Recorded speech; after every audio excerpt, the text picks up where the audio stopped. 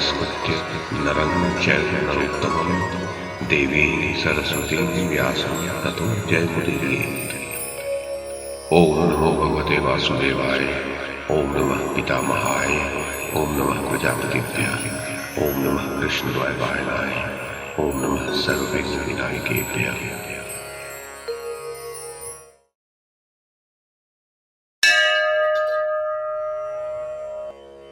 जनमेजय ने पूछा, मुनिवर, दुर्योधन लज्जा के भार से बहुत दब गया था तथा शोक से उसका हृदय अत्यंत उद्विग्न हो रहा था।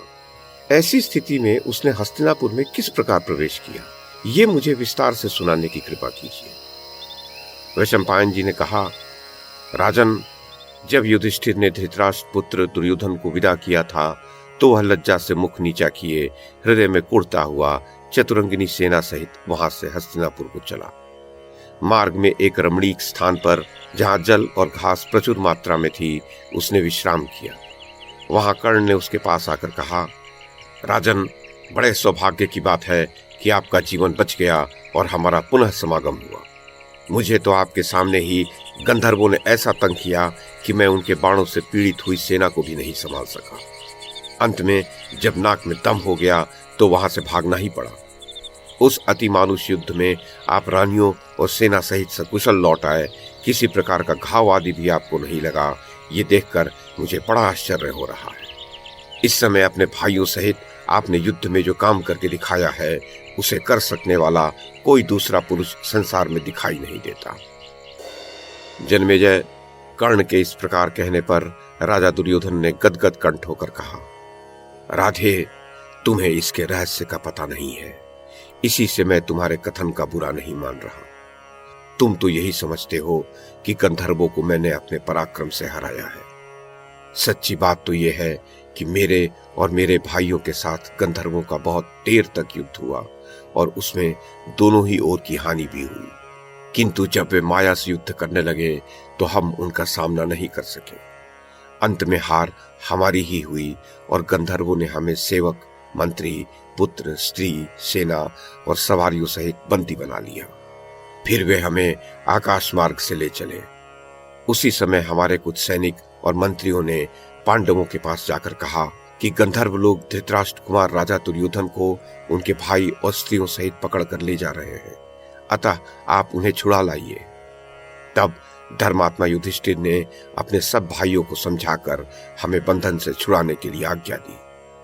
इसके पश्चात पांडव लोग उस स्थान पर आए और गंधर्वों को हराने की शक्ति रखते हुए भी उन्होंने उन्हें समझाकर शांतिपूर्वक छोड़ देने का प्रस्ताव किया, किंतु गंधर्व हमें छोड़ने को तैयार नहीं हुए। इस पर भीमसेन, अर्जुन, नकुल और सहदेव उन पर बाणों की वर्षा करने लगे।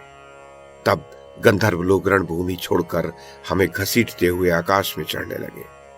उस समय हमने आंख उठाई तो देखा कि अर्जुन दिव्य अस्त्रों की वर्षा कर रहा है और सब ओर से उसने बाणों का जाल सा बिछा दिया है। इस प्रकार जब अर्जुन के पहने बाणों से सारी दिशाएं रूंध गई तो अर्जुन के मित्र चित्रसेन ने अपना रूप प्रकट कर दिया।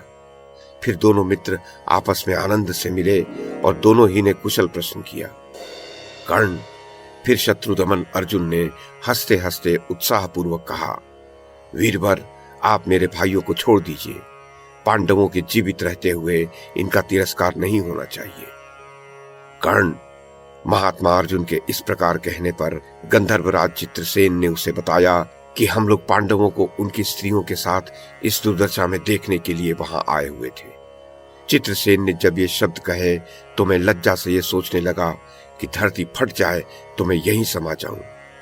फिर पांडवों सहित गंधर्वों ने युधिष्ठिर के पास जाकर हमें बंदी की स्थिति में खड़ा किया और उन्हें भी हमारा खोटा विचार सुना दिया। इस प्रकार स्त्रियों के सामने मैं दीन और बंदी की दशा में युधिष्ठिर को भेंट किया गया। बताओ, इससे बढ़कर दुख की और क्या बात होगी। जिनका मैंने सर्वदा निरादर किया और जिनका सदा से शत्रु बना रहा, उन्हीं ने मुझ मंदमती को बंधन से छुड़ाया और मुझे जीवन दान दिया। वीर, इसकी अपेक्षा तो यदि उस महान संग्राम में मेरे प्राण निकल जाते तो अच्छा होता। इस प्रकार का जीना किस काम का। यदि गंधर्व मुझे मार डालते तो संसार में मेरा यश फैल जाता और इंद्रलोक में अक्षय पुण्य लोकों की प्राप्ति होती। अतः अब जो मेरा विचार बना है वह सुनो। मैं यहां अन्न जल छोड़कर प्राण त्याग दूंगा। तुम और दुशासन आदि मेरे सब भाई हस्तिनापुर चले जाओ। अब मैं हस्तिनापुर जाकर महाराज को क्या उत्तर दूंगा? भीष्म, द्रोण, कृपाचार्य, अश्वत्थामा, विदुर, संजय, बाल्लिक, भूरिश्रवा तथा दूसरे बड़े बूढ़े और उदासीन वृत्ति वाले प्रधान ब्राह्मण मुझसे क्या कहेंगे और मैं उन्हें क्या उत्तर दूंगा? इस जीवन से तो मृत्यु ही अच्छा है। जन्मेजय, इस प्रकार दुर्योधन अत्यंत चिंताग्रस्त हो रहा था। उसने फिर दुशासन से कहा, भैया तुम मेरी बात सुनो। मैं तुम्हें राज्य देता हूं। इसे स्वीकार करके तुम मेरे स्थान पर राजा बनो और कर्ण तथा शकुनी के परामर्श से इस समृद्धिशाली पृथ्वी का शासन करो। जन्मेजय, दुर्योधन की यह बात सुनकर दुशासन का गला दुख से भर आया और उसने दुर्योधन के चरणों पर सिर रखते हुए रोकर कहा, महाराज ऐसा कभी नहीं हो सकता।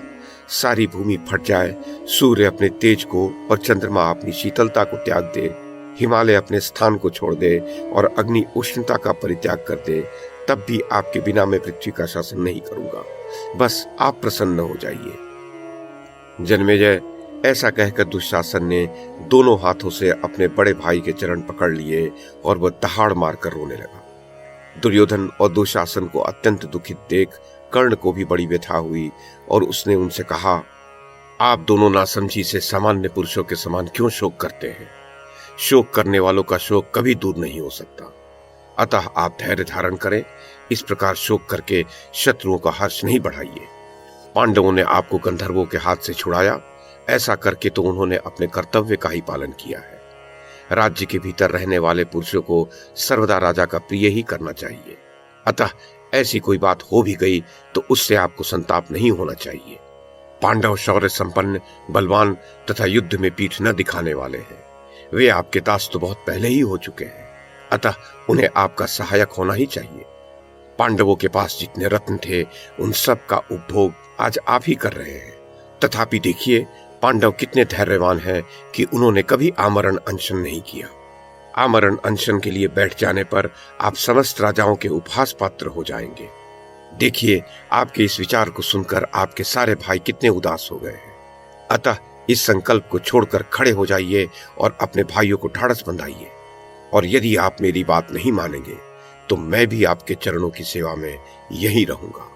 आपके बिना तो मैं जीवित ही नहीं रह सकता। जन्मेजय, तब सुबल पुत्र शकुनी ने भी दुर्योधन को समझाते हुए कहा, दुर्योधन, कर्ण ने जो यथार्थ बात कही है वह तो तुमने सुनी ही। फिर मैंने तुम्हें जो समृद्धशालिनी राजलक्ष्मी पांडवों से छीन कर दी है उसे तुम इस प्रकार मोहवश क्यों खोना चाहते हो? तुम आज मूर्खता से ही अपने प्राण त्यागने को तैयार हुए हो, अथवा मेरे विचार से तुमने कभी बड़े बूढ़ों की सेवा नहीं की, इसी से ऐसी उल्टी बात सूझ रही है तुम्हें। ये तो हर्ष की बात है और तुम्हें इसके लिए पांडवों का सत्कार करना चाहिए और तुम शोक कर रहे हो। तुम्हारा ये काम तो उल्टा ही है। अतः तुम उदासी छोड़ दो और पांडवों ने तुम्हारे साथ जो उपकार किया है उसे स्मरण करके उन्हें उनका राज्य दे दो। इससे तुम यश और धर्म प्राप्त करोगे। तुम मेरी बात मानकर ऐसा ही करो, इससे तुम कृतज्ञ माने जाओगे। तुम पांडवों के साथ भाईचारे का सव्यवहार करके उन्हें अपनी जगह बैठा दो और उनका पैतृक राज्य उन्हें सौंप दो। इससे तुम्हें सुख मिलेगा। वैशंपायन जी कहते हैं, राजन, इस प्रकार दुर्योधन को उसके सुहृद, मंत्री, भाई और बंधु बांधवों ने बहुत समझाया, परंतु वह अपने निश्चय से नहीं डिगा। उसने कुश और वल्कल के वस्त्र धारण किए और स्वर्ग प्राप्ति की इच्छा से वाणी का संयम कर उपवास के नियमों का पालन करने लगा।